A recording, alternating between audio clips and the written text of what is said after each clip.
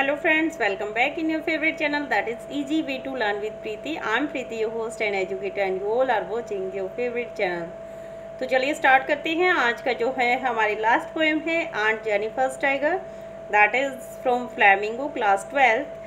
तो aunt Jennifer कौन है? आंट जेनिफर्स टाइगर क्यों उन्होंने नाम रखा है? देखिए, जो हमारी पोइट हैं that is she is Adrienne Rich. Adrienne Rich जो है बाल्टमोर मैरीलैंड यूएसए में उनका जन्म हुआ था। एंड आंट जेनिफर टाइगर के अंदर स्पेशली उन्होंने क्या बताया, अ टिपिकल विक्टिम के रूप में उन्होंने अपने आप को रिप्रेजेंट किया है। A typical victim of male oppression. Male oppression क्यों हुआ है यहाँ पर? Because is a women. और वो बार बार जो है उन्होंने अपने हर लाइन में, यहाँ पर जो आंट जेनिफर टाइगर है इस पोइट्री की लाइन में, हर लाइन में वो एक्सप्रेस किया किस तरीके से मे बी कि जो अंकल हैं उनका नेचर शायद डोमिनेटेड होगा, मेल डोमिनेंट है वो। Victim of male operation in an unhappy marriage life. यानी आंट जेनिफर टाइगर के अंदर जो पोइट है, हमारी पोइटेस एंड्रिन रिच, वो एक्सप्रेस करते हैं किस तरीके से एक जो वुमेन है वो अगर अपनी मैरिज लाइफ से हैप्पी नहीं है, वो किस तरीके से उसके वेट को सहन करते करते उसको एक एक चीज़ कैसी हैवी लगती है। यहाँ पर आगे हम लाइन में पढ़े भीगे, उसके बारे में एक्सप्लेन भी करेंगे। चलिए स्टार्ट करते हैं। पहले ये जो पोएम है aunt Jennifer tiger addresses the constraints. Constraints क्या होता है? एक बाउंडेशन या एक बंधन। Constraint of married life a women experience, यानी एक मैरिज लाइफ के बंधन को किस तरीके से एक वुमेन ने एक्सपीरियंस किया है अपने तजुर्बे से, वो यहाँ पर एक्सप्लेन कर रही हैं। Before you read, what does the title of the poem suggest to you? ये जो पोएम का टाइटल है ये आपको क्या सजेस्ट करता है? Are you reminded of other poems on tigers? क्या आपको ये पढ़ने के बाद टाइगर से रिलेटेड जितने भी अदर पोएम्स हैं वो आपको याद आती हैं?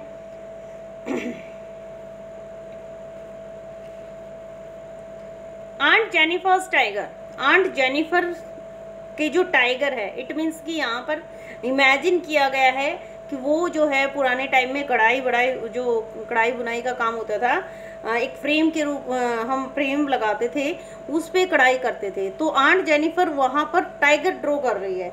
तो आंट जेनिफर के जो टाइगर हैं press across a screen. Press होता है वॉक करना एनर्जेटिकली, यानी जिस तरीके से टाइगर या लोयन फुल ऑफ एनर्जी के साथ वहाँ पर मूव करता है, ऐसे ही उस स्क्रीन के ऊपर उन्होंने बनाए हुए हैं, ऐसे ही शो किए हुए हैं। ब्राइट चमकीले, टोपाज क्या होते हैं? ब्राइट येलो कलर का स्टोन होते हैं, ब्राइट टोपाज। डेनिजन्स, डेनिजन्स एक निवासी भी बोल सकते हैं, यानी हरे जंगल में रहने वाले जो निवासी होते हैं उनको डेनिजन्स बोलते हैं। Of a world of green, यानी जंगल की बात हो रही है यहाँ पर। तो जंगल के निवासी कौन है? एनिमल्स होते हैं, और एनिमल में यहाँ पर टाइगर को जो है स्पेशली डिस्क्राइब किया गया है। तो आंट जेनिफर की जो टाइगर हैं प्रैंस करते हुए, एनर्जी के साथ वॉक करते हुए आपको स्क्रीन पर दिखाई देंगे, और वो ग्रीन वर्ल्ड में यानी जंगल के वर्ल्ड में ब्राइट चमकीले येलो कलर के निवासी के रूप में आपको वहाँ पर दिखाई देते हैं। They do not fear the man beneath the tree.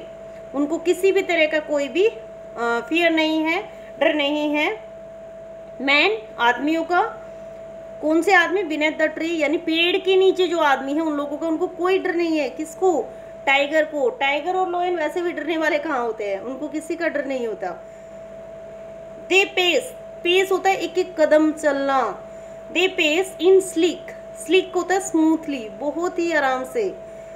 स्वेरलिक होता है हीरोइक वे बोल सकते हैं आप, जैसे किसी भी स्टोरी में कोई स्पेशल हीरो होता है उस तरीके से उसको एक्सप्लेन करना, उसकी ब्रेवरी को, उसकी बहादुरी को। यहाँ पर हमारे हीरो कौन है? टाइगर। तो फर्स्ट स्ट्रेंजर में एक्सप्लेन किया गया है कि दे पेस इन स्लीक, वो इतनी स्मूथली एक एक कदम रख रहे हैं। स्वेरलिक सर्टेनिटी, सर्टेनिटी यानी कॉन्फिडेंस के साथ, पूरे कॉन्फिडेंस के साथ। स्वेरलिक होता है हीरो की तरह, ब्रेवली बहादुरी से, यानी वो पूरे कॉन्फिडेंस से वहाँ पर चल रहे हैं, एक एक कदम रख रहे हैं। आंट जेनिफर्स फिंगर्स, अब देखिए फर्स्ट स्ट्रेंजर में हमने एक्सप्लेन किया टाइगर को, अब सेकंड में आता है आंट जेनिफर खुद उनके बारे में बता रहे हैं कि आंट जेनिफर की जो फिंगर्स हैं वो बूढ़ी हो गई हैं, तो उनकी जो फिंगर्स हैं फ्लटरिंग, फ्लटरिंग क्या होता है, नर्वसनेस में है वो भी, काँप रही हैं थ्रू हर वूल, यानी वो जो ऊन बुन रही है, उनके ऊपर जो डिजाइन बना रही है उसमें उनकी जो फिंगर्स है वो फ्लटरिंग कर रही हैं, काँप रही हैं। Find even the Ivory needle, देखिए आइवरी होते हैं हाथी दांत से बनी हुई, कोई भी आइवरी बहुत ही एक्सपेंसिव मेटल, कुछ भी मेटल मान लीजिए या जो भी थिंग है। तो आइवरी नीडल का मतलब है यहाँ पर हाथी दांत से बनी हुई सुई। हार्ड टू पुल, मतलब उनके लिए बड़ी मुश्किल हो रही है कि वो हाथी दांत से बनी हुई आइवरी नीडल को पुल कर रही हैं, अंदर डाल रही है फिर बाहर निकाल रही हैं बुनने के लिए। The massive weight, massive weight का क्या मतलब है यहाँ पर, ऑफ अंकल्स वेडिंग बैंड, यानी अंकल की, मैसिव मतलब बहुत भारी होता है, मैसिव वेट बहुत भारी वेट ऑफ अंकल्स वेडिंग। ये अंकल्स वेडिंग रिंग का मतलब क्या है यहाँ पर, अंकल्स वेडिंग बैंड, यानी सबको पता है एंगेजमेंट मैरिज के टाइम जो रिंग्स हम पास करते हैं, तो यहाँ पर बताएगी कि अंकल की वेडिंग रिंग का जो बैंड है, वेट है, वेडिंग बैंड का जो मैसिव वेट है, भारी भरकम जो भार है, sits heavily upon aunt Jennifer's hand, वो अभी भी आंट जेनिफर के हाथ में है। कहने का क्या मतलब है कि अंकल जो हैं यहाँ पर इन द पोएम इतना ज़्यादा टॉर्चर करते हैं आंट जेनिफर को, उसी की वजह से जो है आंट ने काफ़ी डिफ़िकल्टी फेस की हैं, ऐसा इमेजिन किया जा सकता है अकॉर्डिंग टू द पोइट्री।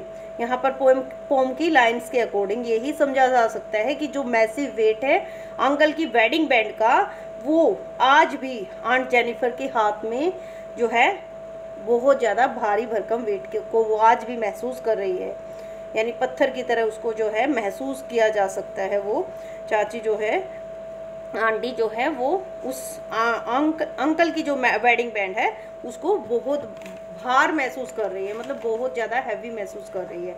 तो सेकंड स्टेंजा में हमने आंट जेनिफर के बारे में पढ़ा। थर्ड आ गया है व्हेन आंट इज डेड, यानी आंट जब मर जाएगी, हर टेरिफाइड हैंड्स, उनकी जो टेरिफाइड हैंड्स हैं, अभी पीछे भी हमने पढ़ा, टेरिफाइड यानी सहमे हुए भी बोल सकते हो, डरे हुए, घबराए हुए।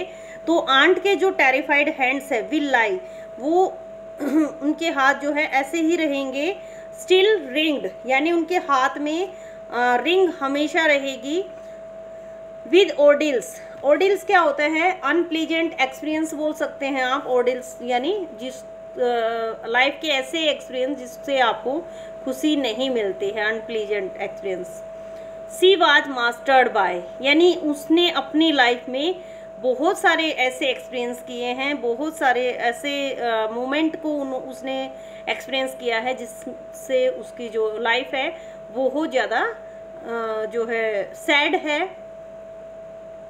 The tigers in the panel पर जो टाइगर बनाए गए हैं, दैट सी मेड, जो उसने बनाए हैं, will go on prancing proud and unafraid, यानी टाइगर के थ्रू वो अपने रोल मॉडल को, अपने खुद के एक्सपीरियंस को वो एक्सप्लेन कर रही है, एक्सप्रेस कर रही है कि उसके बनाए हुए जो टाइगर हैं वो किस तरीके से मूव कर रहे हैं। प्रांसिंग मतलब वो कर रहे हैं एनर्जी के साथ, प्राउड होता है घमंड के साथ, पूरी प्राउडनेस के साथ, एंड अनअफ्रेड, वो डरते नहीं है किसी से भी, बिल्कुल अनअफ्रेड है वो। तो इस तरीके से वो घूमते हुए दिखाई देते हैं। तो कहने का क्या मतलब है यहाँ पर कि आंट जब मर जाएगी, आंट इज डेड, जब आंट मर जाएगी तो उनकी जो टेरिफाइड हैंड है वो उसमें तब भी रहेगी। किसकी बात कर रहे हैं यहाँ पर, रिंग की बात कर रहे हैं। स्टिल रिंग विद ऑर्डिल्स, यानी वो रिंग जिसकी वजह से उसने लाइफ में कोई भी अच्छा एक्सपीरियंस फेस नहीं किया है। The tigers in the panel, उसके पैनल पर जो वो टाइगर ड्रॉ कर रही है, विल गो ऑन प्रांसिंग, वो किस तरीके से दिखाई दे रहे हैं, एक एक कदम को पूरे एनर्जी के साथ वो मूव करते हुए दिखाई देते, प्राउड यानी पूरे घमंड के साथ, एंड अनअफ्रेड वो डरते नहीं है। तो इट मीन्स यहाँ पर जो है टाइगर के थ्रू वो अपने रोल मॉडल को एक्सप्रेस कर रही है कि एक दिन मरने के बाद वो ऐसा फील करना चाहती कि वो भी अनअफ्रेड लाइफ जिए। यहाँ पर जो है एक डोमिनेंट मेल के थ्रू जिस तरीके से एक फीमेल अपनी लाइफ स्पेंड करती है आफ्टर मैरिज, उस लाइफ को यहाँ पर एंड्रिन रिस ने एक्सपीरियंस करके एक्सप्लेन किया है through the very beautiful words. So I hope आप सबको बहुत अच्छे से समझ आ गया होगा। फिर भी आपके कहीं पर भी कोई भी क्वेरीज रह जाती है, you can tell in the comment section, आप बताइए तभी उसको दूर किया जा सकता है। कोई भी प्रॉब्लम आप शेयर करते हैं तभी उसको हम जो है सोल्व आउट कर सकते हैं। अब हमारा जो है फ्लैमिंगो का पार्ट कंप्लीट हो गया है इसी पोम के साथ। सभी चैप्टर्स और पोम की समरी जो है मैंने कम्प्लीटली डिफाइन की है। अब हम स्टार्ट करने जा रहे हैं विस्टास। नेक्स्ट जो वीडियो आएगी that will be the first chapter of Vistas, कि विस्टास से हम स्टार्ट करेंगे। ऐसे ही लाइन वाइज समरी करवाएंगे आपको, जिससे आपको पूरी हेल्प मिल सके, और एक एक करके मैं सभी चैप्टर्स कंप्लीट करूंगी। और विस्टास के बाद जैसे ही हमारा जो है 12th का पार्ट कंप्लीट होता है, बीच बीच में वैसे हम राइटिंग स्किल या फिर ग्रामर के टॉपिक्स भी लेते हैं। जैसे ही वो कंप्लीट हो जाते हैं उसके बाद हम 11th का सिलेबस स्टार्ट करेंगे NCERT की ऐप पर ही।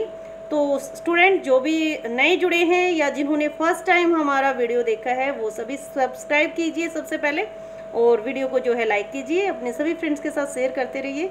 मिलते हैं नेक्स्ट वीडियो में, तब तक के लिए बाय बाय, नमस्कार।